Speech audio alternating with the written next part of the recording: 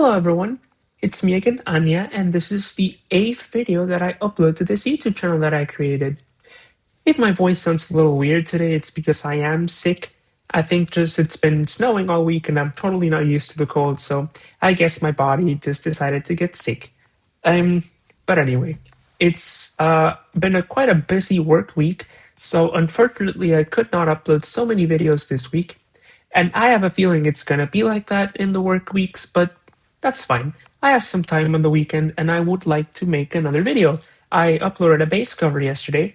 It seems many of you have already watched it, so that's quite nice. I hope you enjoyed it.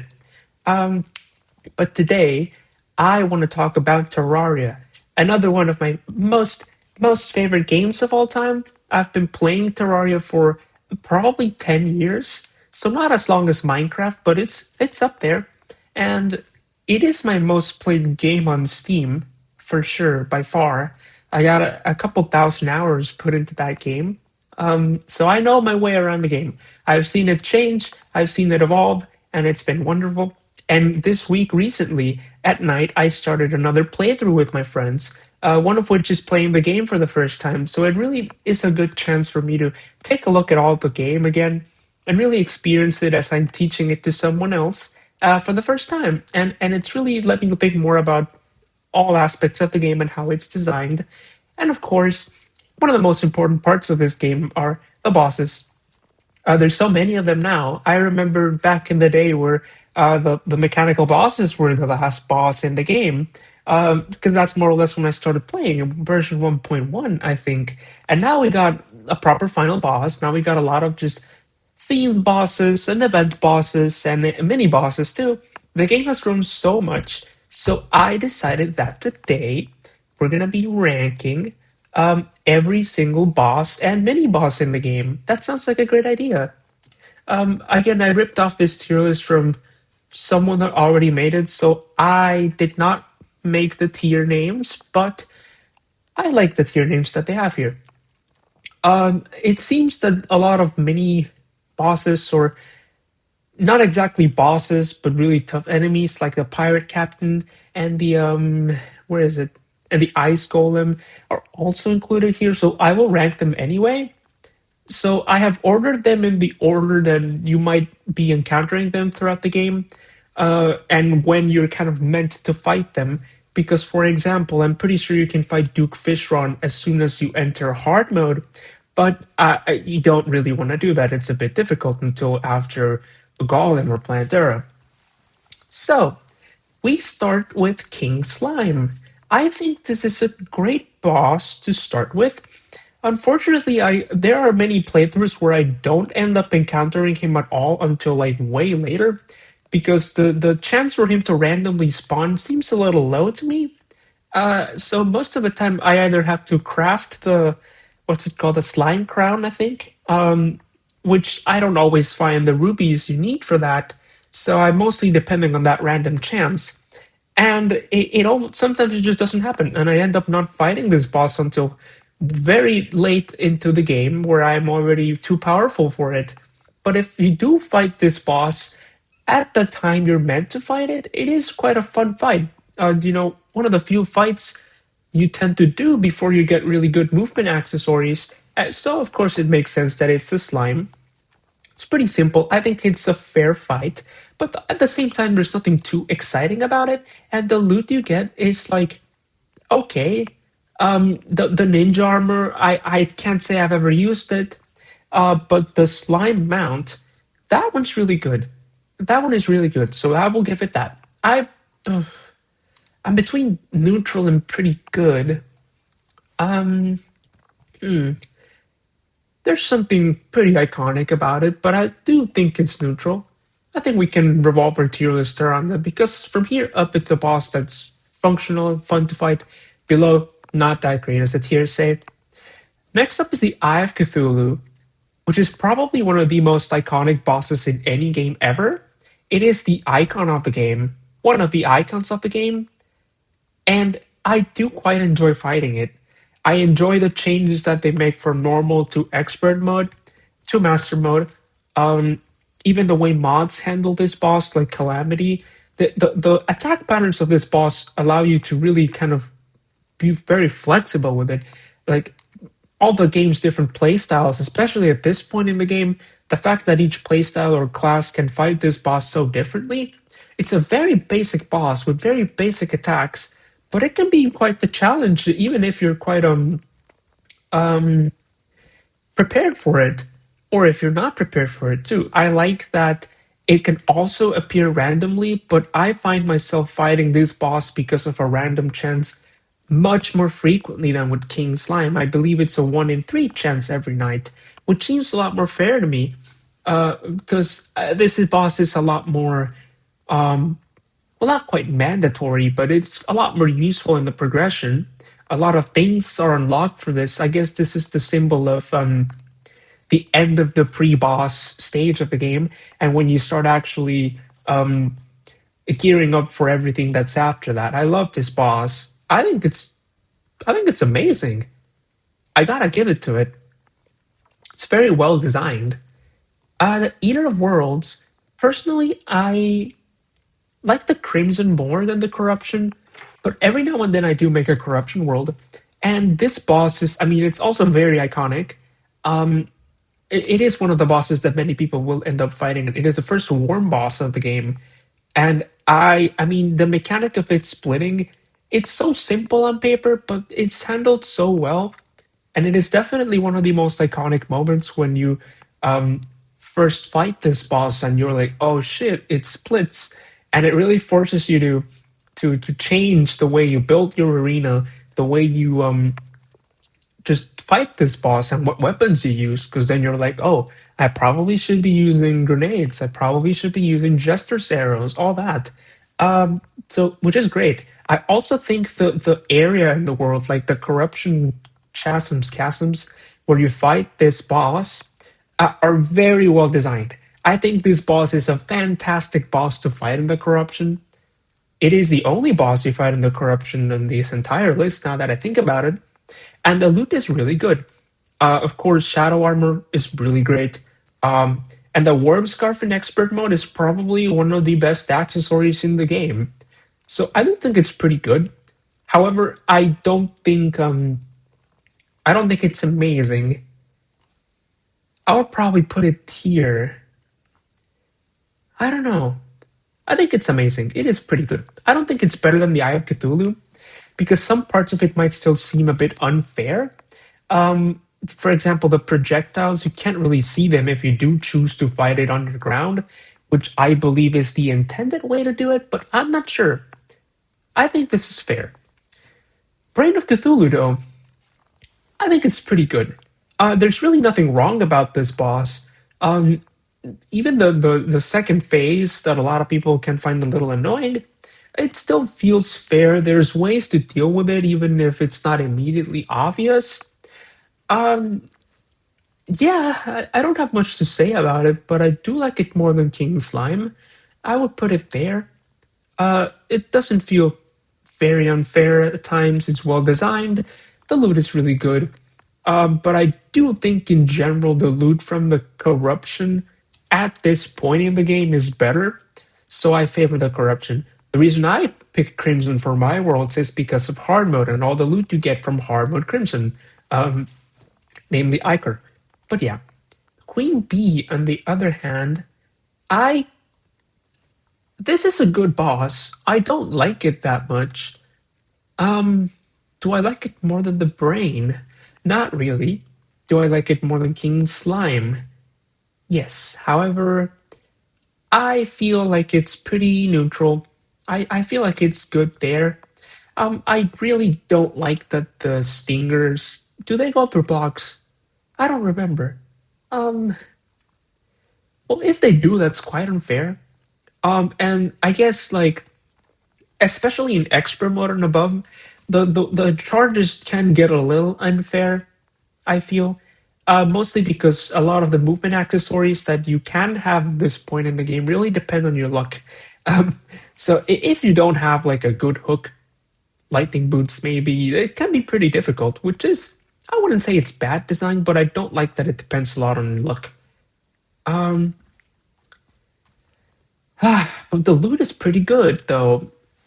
The loot is pretty good. but I do think I would put it in neutral. Yeah. Oh, Skeletron, though.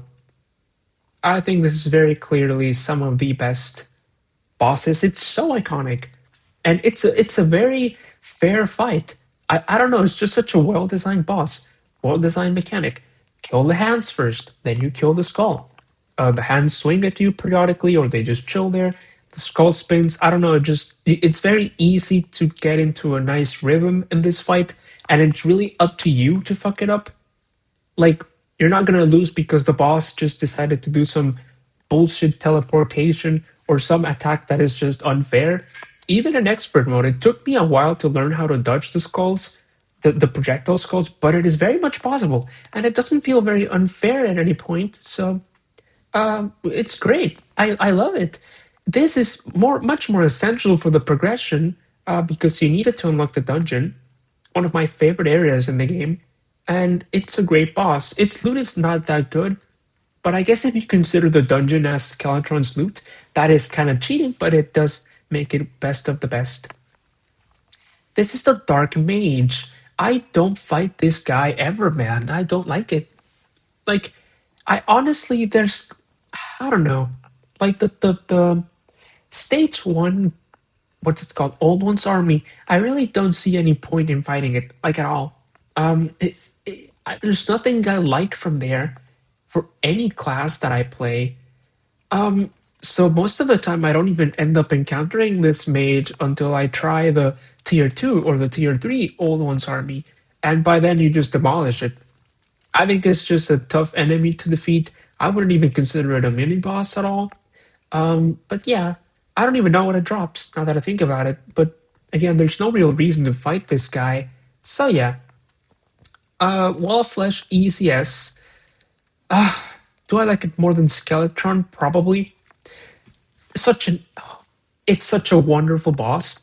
It really just kind of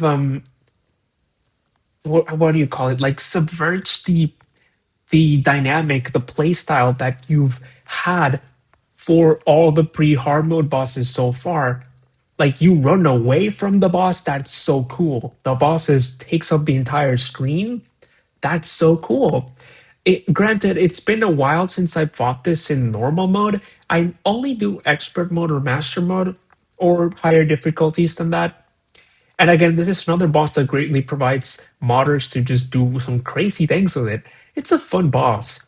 It's very iconic because it also really, I guess, up until this point, you can get by with very minimal arena preparation.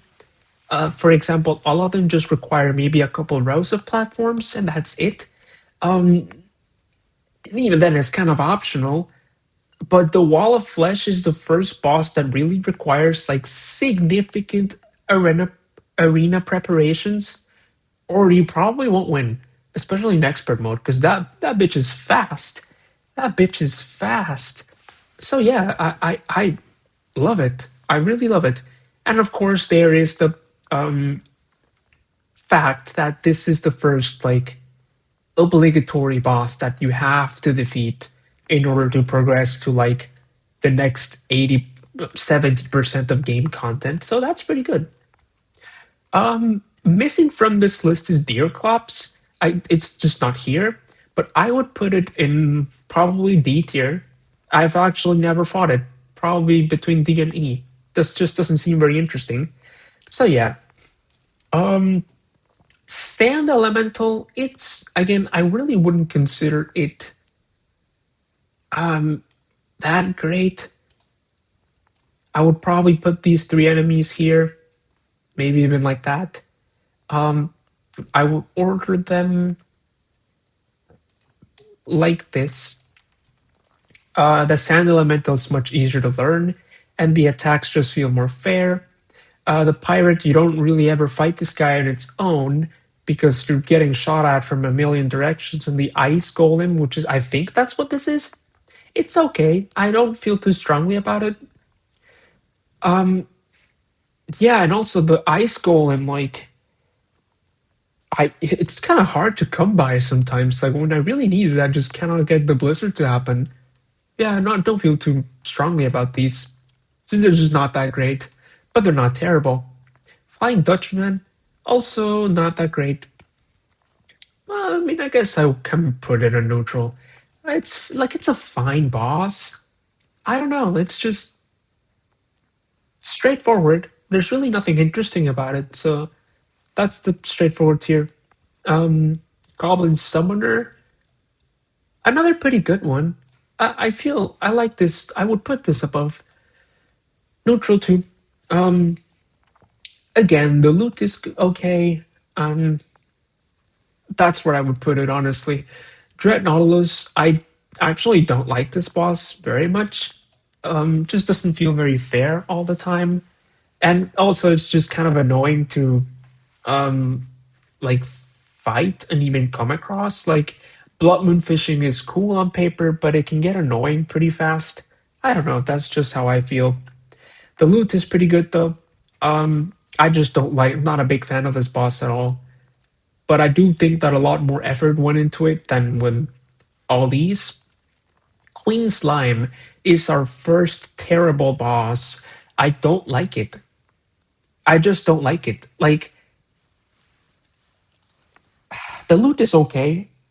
It's pretty good, actually. I do like the Crystal Assassin armor, but. And it's also pretty easy boss to summon. Like, you can come across the summon items pretty easily, but I just don't like the fight itself. I, it's annoying. It's too many projectiles everywhere, and it just doesn't feel very fair. I have tried to learn this fight so many times, and I just cannot do that.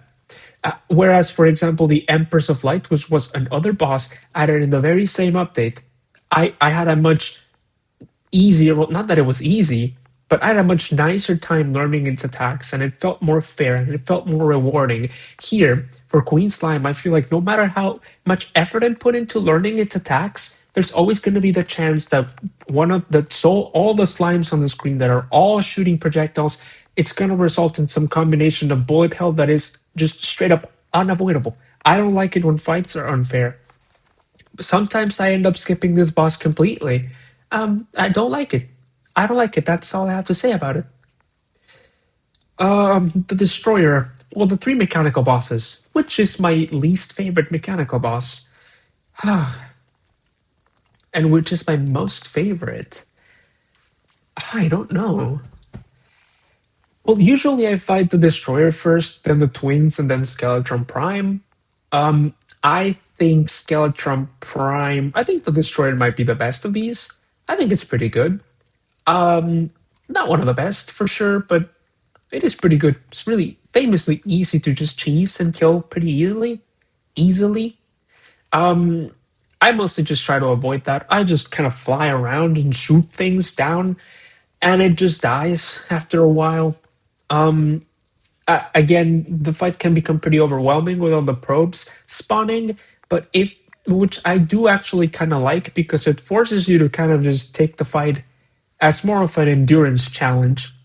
Just kind of like hit the worm, kill probes, hit the worm, kill probes, all while dodging the lasers. It doesn't feel too unfair to me, honestly. The twins here are also pretty good. I think I think I like it less than the destroyer. It's just like it's pretty good. It's a good fight. It also kind of pushes you to kind of strategize how you deal with the enemies because it is two separate entities in one boss fight. So that's pretty cool. Like, for example, do you want to turn them both into robots at the same time? Do you want to kill the green one first, Spasmatism, or do you want to kill Retineism first? You really have to strategize. At times it can feel a bit unfair. Because these motherfuckers are pretty fast. But at this point in the game, I don't really think it's very unfair for the game to expect you to have movement accessories. By now, you should really have wings, you should really have speed boosts, and all that. So it's not the same as the Queen Bee, where it's a little unfair, in my opinion. The boss is pretty well placed where it is. Wouldn't change much about it. I like it. Skeletron Prime.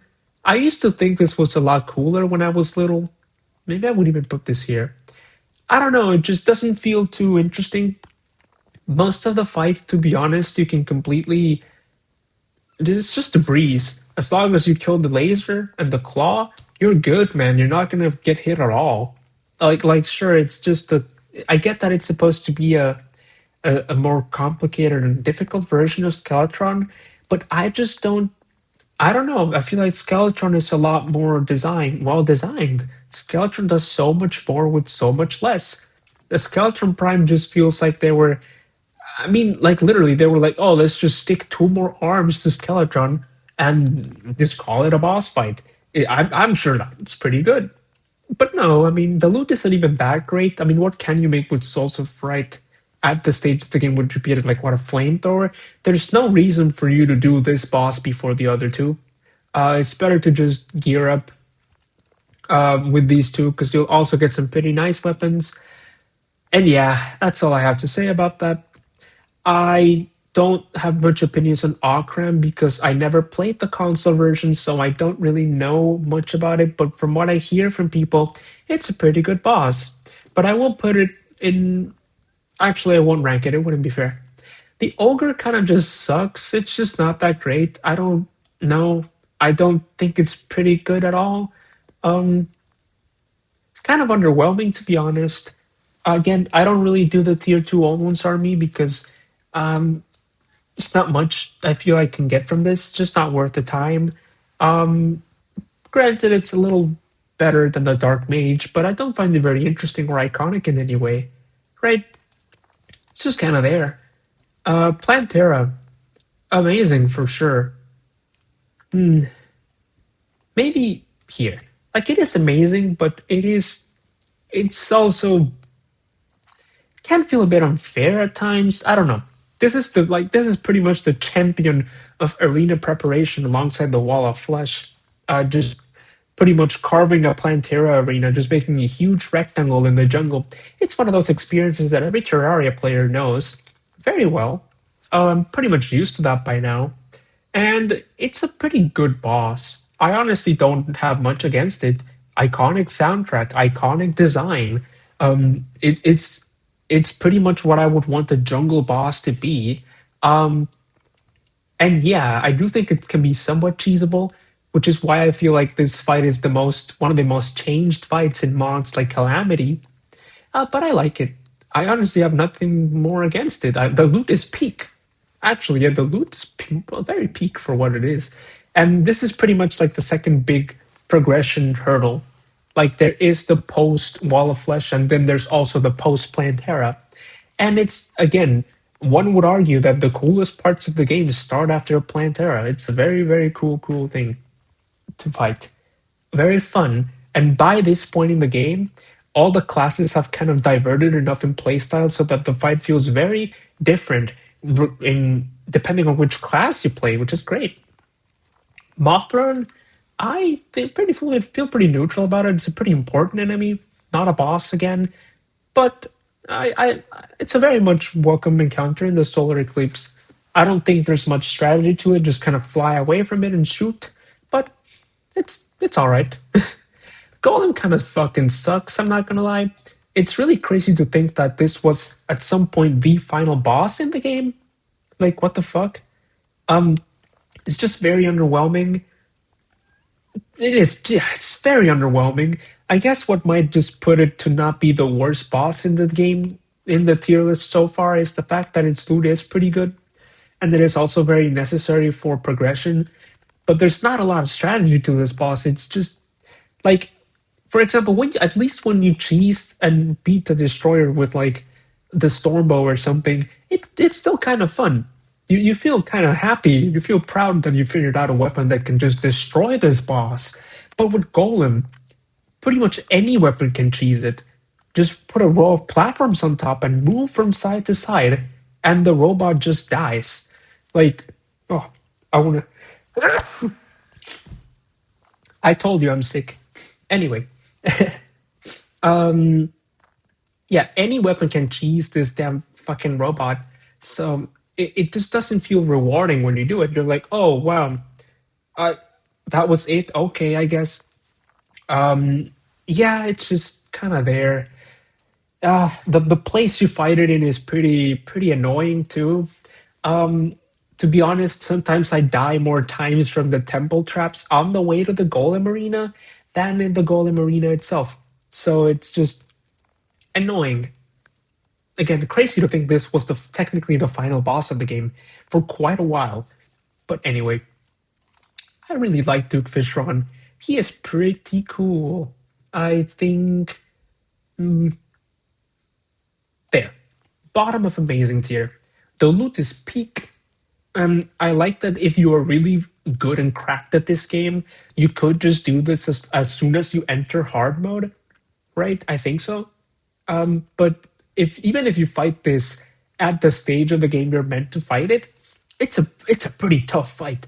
But it's so rewarding to learn its patterns. It's just a boss that feels very rewarding to learn, and you feel great when you get through that third phase in expert mode without dying. It's such a rewarding encounter, and it's a very nice boss. I mean, I'm really happy that we have an ocean boss.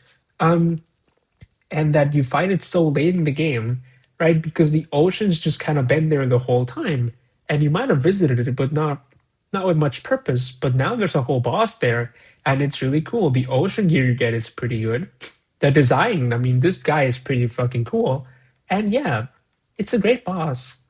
Empress of Light is one of my favorite bosses in the game, so I am like massively biased here, to be honest. I think I like it more than Skeletron. I'm really happy that Terraria decided, like the devs, they decided to just not hold back at all with this boss and just make a bullet hell boss that it's still very fair and learnable. I guess the biggest thing that can kill you here if you're really good at it is just a random zombie that kind of spawned in your arena and broke your movement patterns. But it's really cool. Visually, it's beautiful. I mean, all the rainbow stuff. It's fucking amazing, honestly. Hold up. I got a message. Never mind. Yeah. Also, not to mention the loot you get from this boss is amazing. Like, actually, so cool. Not to mention the fact that you can get one of the strongest weapons in the game, the Terra Prisma. It's a very rewarding boss. I like the stage of the game it's in. It is pretty iconic. This girl was my Discord profile picture for quite a while. So yeah, amazing, truly. Betsy, I feel neutral about it. I'm aware that a lot more effort has gone into this boss, like designing it, than the other old ones army mini bosses, but it's just kind of there for me. Sometimes I don't even bother killing it. So yeah, I feel pretty neutral about this. I think the loot is pretty good, so maybe I would put it here. But again, I don't have a lot of experience with it, but the times I fought it, I feel pretty neutral about it. Now we come to the Pumpkin Moon bosses and mini bosses. I actually did not know the Headless Horseman was a mini boss, but I would put it in just neutral. I don't think it's more iconic than the Goblin Summoner. I don't know if it gives you any loot. I think the Horseman's Blade is not given to you by the Headless Horseman. It's given to you by the Pumpkin. It's just kind of there. It's not even the biggest thing you got to worry about for these events. So yeah, Morning Wood. I feel neutral about it. I like it. Very iconic. Can feel a little bit unfair sometimes when there's like 15 of them on the floor, but that's where I would put it. I think the loot is also okay. Pumpkin, I think, is pretty good. I think it's a very learnable boss. Again, for a boss in an event, this is, I think, what they should be. I actually like it more than the Ice Queen. I would probably put it here. It's very fun to fight. Even if you're just flying and running away from it, it's very fun to fight. I like, again, the mechanics it has where each phase has a different attack pattern. Doesn't feel unfair, even when there's like 15 of them stacked in the same place. But yeah, the Ever Scream. I love the loot that this gives. I do like it more than the Morning Wood, even though they're not very different or tough. So yeah, I'm a big Christmas girl. I love the Christmas tree design. It's pretty cool. And I like it more than the Morning Wood. It feels less unfair. Even though the razor pines that it shoots are very hard to see, in the darkness, but it's still cool. Um, Santan or Santan K1. Uh, where would I put this? I actually don't like this one very much. I would put it there. Um, yeah, it's just not very interesting. The design is pretty cool, but again, not very interesting. Loot is good, but yeah, I just think it's there. I don't know. After a while, it just kind of gets annoying to fight them. Um, and again, dodging them as well as the morning wood as well as the everscream. It's just about flying in semicircles. It's pretty easy. Ice Queen is cool. Not exactly the most fair boss out there. So I would put it here because the loot is amazing. I love the snowman cannon. And yeah, I mean, this just doesn't feel as climactic for the event as the pumpkin does for the pumpkin moon. They're just sort of there. And once they start appearing, there's no reason to go for any of the other bosses other than the Ice Queen. And I don't really like that. The UFO, I actually kind of really like it. Probably there. No, probably here. Um, cause yeah, I mean, the laser that it shoots, it's insane how much damage that does. Is that fair? Maybe not. Um, but the loot is pretty good. This whole event, to be honest, I would only ever do it because of this flying saucer, and it's a pretty good reason why. All the really good loot that it drops, and but at the same time, I can kind of get by without it. I don't know. Like I wouldn't be too upset if they removed this from the game. I think it's pretty okay design. The second phase is a bit diabolical, not gonna lie. But yeah, Lunatic Cultist, I do really like. I would put it here. Um, I actually like that this boss is kind of humanoid shaped. I mean, if we look at all these like monstrosities that you would find on like the Necronomicon, and then you have like a just a guy there. He's kind of cute, not gonna lie. To be honest, this boss like you can learn its patterns, and I'm sure that would be very rewarding. But I just don't do it. To be honest, I just kind of tank this fight. Not the most complicated fight. I wish it had some loot of its own. But yeah, I think this guy is pretty underrated, not gonna lie. Especially because it is a necessary part of progression. Um, the four pillars, I think they're. I mean, the pillars themselves are not that great. But I guess counting the enemies that spawn with them, I think the worst one of them is probably the melee one. Like here, probably. I get what they tried to do with the Claudipede, but it's just not very fun. Um, I think the actually I don't know if I want to order the pillars. I would just kind of put them all here. Maybe even like here. No, I would put them here. But up above this thing here. I don't know. I just kind of feel like it's kind of low effort. I don't know. I don't think the enemies that spawn in each of these pillars are particularly interesting or not really worth spending too much time with them. Some of them can even feel pretty unfair, such as, for example, the Claudipede, or just the vortex ones are also kind of annoying. I don't know. It's just an annoying thing to get through, especially if you run out of fragments and you have to go through these whole pillars again. If you want to fight the Moon Lord again, it's just kind of annoying. That's the message.